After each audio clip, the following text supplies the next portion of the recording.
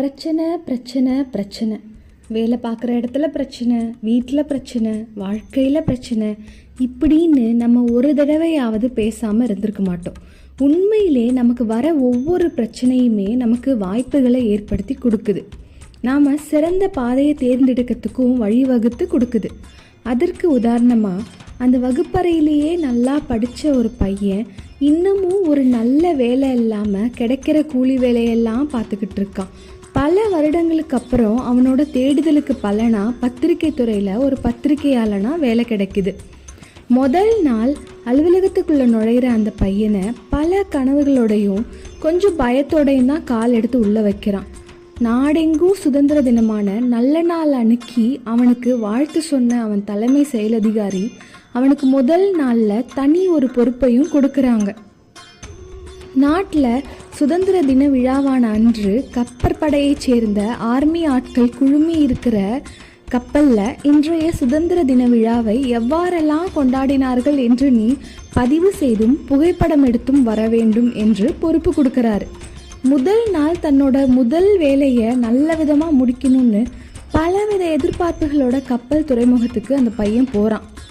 எல்லாம் முடிஞ்சு அன்னைக்கு சாயங்கால வேலையில் மாவட்ட ஆட்சியர் அலுவலகம், அருகே இருந்த பள்ளி, அருகே இருந்த கல்லூரி, அருகே இருந்த கோட்டை போன்றவற்றிற்கு சென்ற மற்ற பத்திரிகையாளர்களும் தங்கள் பதிவினை சமர்ப்பிக்க குழுமி இருக்கிறாங்க அந்த இடத்துல.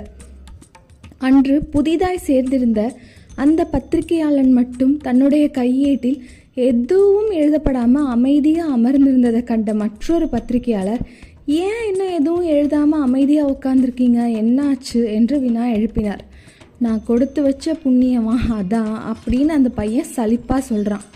நான் மாவு அரைக்க போனேன், ஒரே புயல் காற்று. சரின்னு நான் உப்பு விற்க போனேன், ஊரெல்லாம் சோன்னு மழை பெஞ்சுது. முதல் நாளே நம்மோட தலைமை செயல் அதிகாரி என்னை கப்பற்படையை சேர்ந்த குழு இருக்கிற கப்பலின் சுதந்திர விழா கொண்டாட்டத்தினை பதிவு செய்து வரும்படி அனுப்பினார். ஆனால் என்னோட முதல் நாள் வேலையே எனக்கு வேலை இல்லாமல் ஆக்கிடுமோன்னு பயமாக இருக்கு ஐயா அப்படின்னு சொன்னான். ஏன்னா அங்கே சுதந்திர விழாவே கொண்டாடப்படலை. பல நாளாக அந்த கப்பலில் கொஞ்சம் கொஞ்சமாக ஓட்டை விழ ஆரம்பிச்சிருக்கு. இன்றைக்கி தான் அந்த ஓட்டையில் தண்ணி கப்பலுக்கு மேலே ஏறுறதை பார்த்து கண்டுபிடிச்சிருக்காங்க. அதனாலேயே அங்கே இருந்த குழுக்கள் அனைவரும் ஒன்று கூடி அந்த ஓட்டையை சரி செய்யும் வேலையில் இறங்கிவிட்டனர். அங்கு சுதந்திர விழா கொண்டாடப்படவே இல்லை. இப்படி இருக்கையில் நான் எவ்வாறு என்னுடைய பதிவை சமர்ப்பிப்பது என்று வினாவினான்.